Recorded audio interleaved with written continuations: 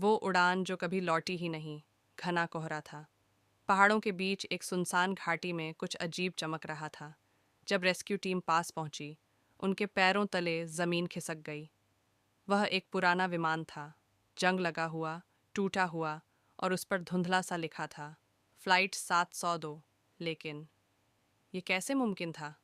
ये वही फ्लाइट थी जो 25 साल पहले आसमान में गायब हो गई थी। 25 साल पहले दिल्ली एयरपोर्ट पर हलचल थी। एक छोटा बच्चा, आरव, अपनी माँ का हाथ पकड़े खड़ा था। वह पहली बार प्लेन में बैठने वाला था। एक जवान सैनिक, कैप्टन विवेक, छुट्टी लेकर घर लौट रहा था। उसकी जेब में बेटी की तस्वीर थी। एक बूढ़ी औरत, सावित्री देवी, अपने बेटे से मिलने जा रही थी, जिसे उसने 10 साल से नहीं देखा था। सब खुश थे। किसी को नहीं पता था यह उनकी आखिरी उड़ान होगी। उड़ान शुरू हुई। शाम 7:45 पर विमान ने उड़ान भरी। सब कुछ सामान्य था, लेकिन रात 8:17 पर कॉकपिट से आखिरी मैसेज आया।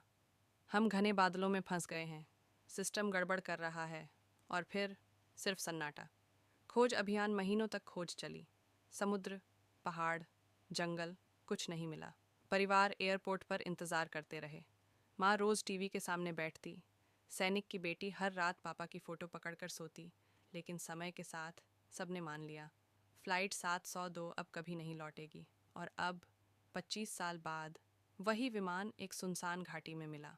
दरवाज़ा आधा खुला था, जैसे कोई अभी अभी उतरा हो। रेस्क्यू टीम अंदर गई। सीटों पर धूल जमी थी, लेकिन सीट बेल्ट बंधी हुई थी। कॉकपिट में घड़ी रुकी थी, 8:17 पर। वही समय जब सिग्नल गायब हुआ था।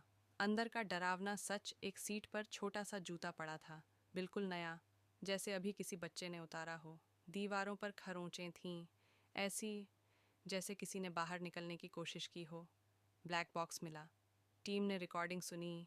पहले पायलट की घबराई आवाज़, फिर तेज़ हवा की आवाज़, और फिर एक बच्चे की धीमी आवाज़, मम्मा, ये लोग कौन हैं?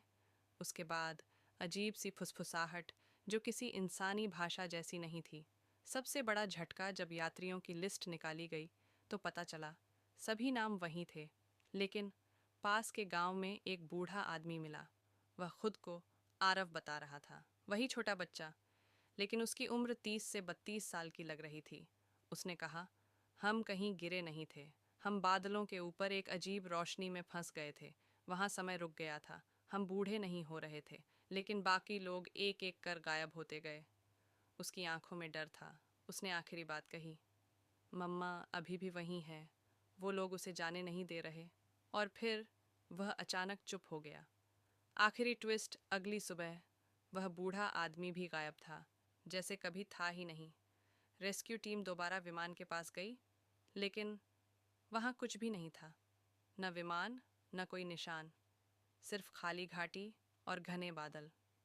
कभी कभी रात को उस इलाके में आसमान में एक पुरानी फ्लाइट की आवाज़ सुनाई देती है, और अगर ध्यान से सुनो तो किसी बच्चे की धीमी आवाज़ आती है, मम्मा, हम घर कब जाएंगे? और शायद फ्लाइट 702 अभी भी उड़ रही है, समय के किसी अंधेरे कोने में, जहाँ से कोई लौट कर नहीं आता।